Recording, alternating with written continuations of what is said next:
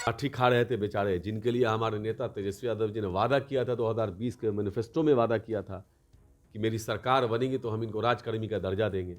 सरकार बनने के 1 साल के बाद ही, मतलब 1.5 साल के अंदर उनको राजकर्मी का दर्जा मिल गया। जो एकदम परखंड की जो व्यवस्था है सरकारी अस्पताल में, वो किसी प्राइवेट हॉस्पिटल में नहीं मिलेगी आपको, अच्छे से अच्छे हॉस्पिटल में नहीं मिलेगी। बात ये सही तकरीबन है। 200 दवा फ्री मिल रही है गरीबों को। केंद्र ने बिहार के तमाम योजनाओं में कटौती कर दी, पैसा नहीं दिया जा रहा है बिहार को, सब विभाग का पैसा रोक लिया गया है। बिहार में कड़ाके की ठंड है और सियासी पारा हाई है।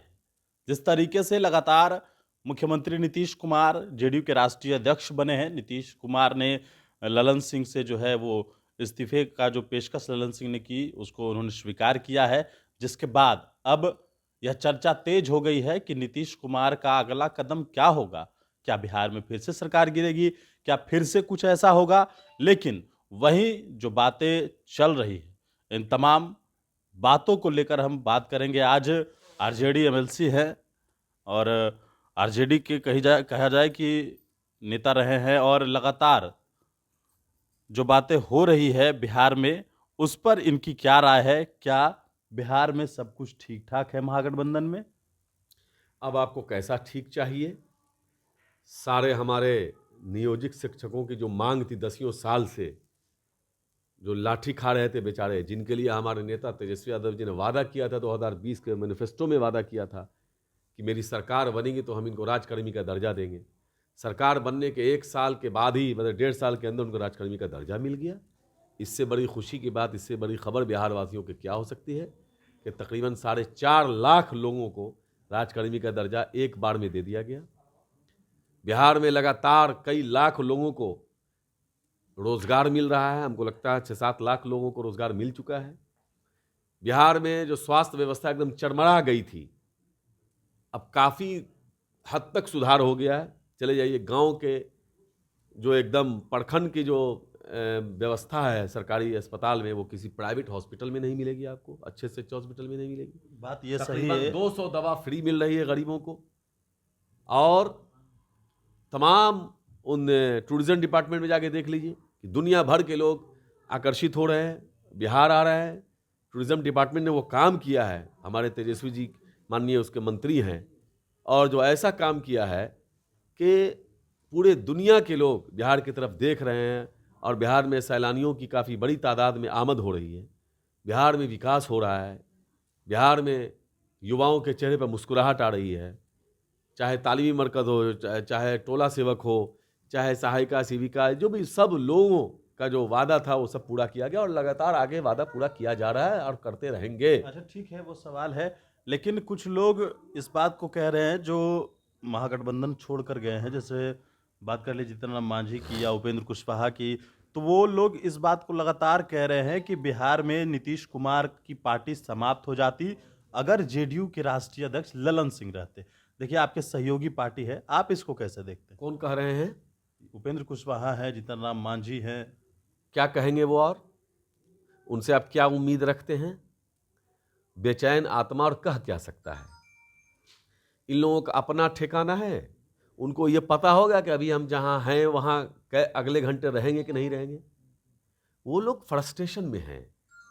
भाजपा भी उनको ठग ली, पहले सपना दिखा के बुला ली, चले गए। ये लोग तो सपना के सौदागर हैं, दूसरे को भी सपना दिखाते हैं और खुद देखते हैं। अब जब चले गए हैं तो वहाँ बीजेपी कह रही है मांझी जी को कि विलय करो,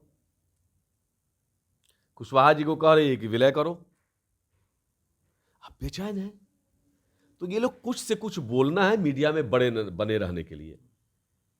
इसको आप कैसे देखते हैं कि चुनाव समय है और राष्ट्रीय अध्यक्ष को बदल दिया गया? क्या इसको किसी तरीके से देखते हैं आप? कहाँ बदल सहयोगी दिया गया? पार्टी है। हाँ, ये एक सामान्य प्रक्रिया है। बदल दिया गया, किसी भी पार्टी का अपना एक इंटरनल मामला होता है, उसमें मीडिया क्यों बेचैन है इतना? हमको ये बात समझ में नहीं आ रही है। इसमें इतनी बेचैनी की क्या बात है?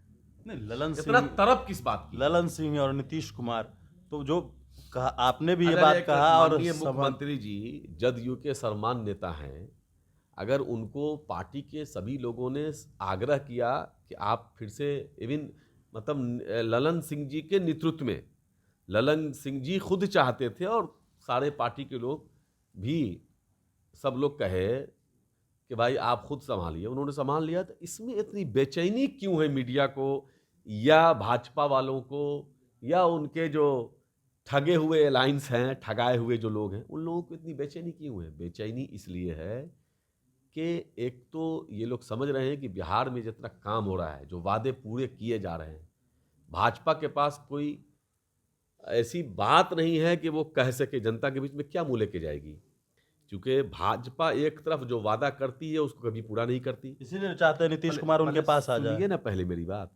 भाजपा ये चाहती है कि जैसे कोई बात ही नहीं हो, जैसे हम हिंदू मुस्लिम करके और डिबेट को जो है डिरेल कर देते हैं, तो वैसा थोड़ी होता है।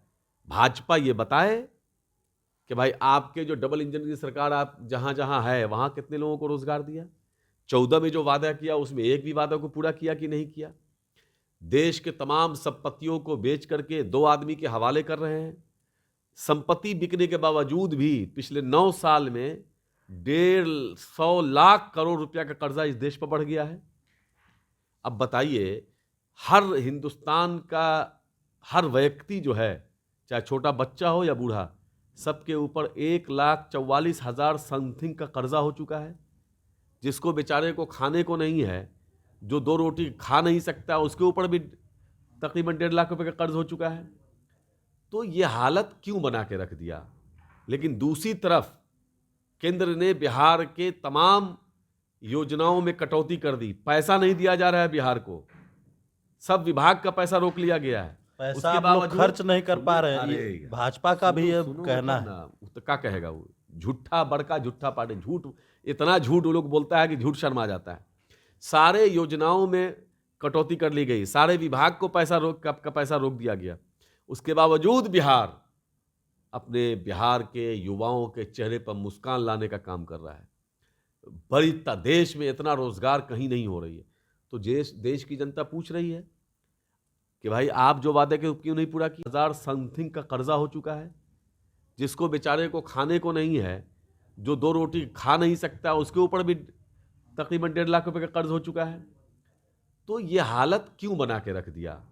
लेकिन दूसरी तरफ केंद्र ने बिहार के तमाम योजनाओं में कटौती कर दी, पैसा नहीं दिया जा रहा है बिहार को, सब विभाग का पैसा रोक लिया गया है। पैसा आप लोग खर्च नहीं कर पा रहे हैं, ये भाजपा का भी ये कहना है।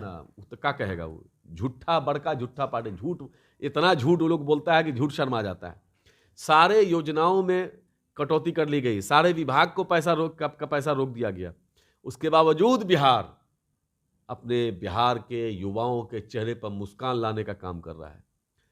बड़ी देश में इतना रोजगार कहीं नहीं हो रही है। तो देश की जनता पूछ रही है कि भाई आप जो वादे के क्यों नहीं पूरा किए? वहां बिहार में महागठबंधन सरकार पूरा कर रही है। अभी देखिए ना, राजस्थान में इन्होंने अलायंस किया, बड़ा बड़ा होर्डिंग लगाया कि मैं जीतूंगा तो 450 रुपये सिलेंडर होगा। जीतने के बाद वहां राज्यसभा में बोल दिया कि सरकार का ऐसा कोई इरादा नहीं है। तो झूठ बोलना इनका काम है।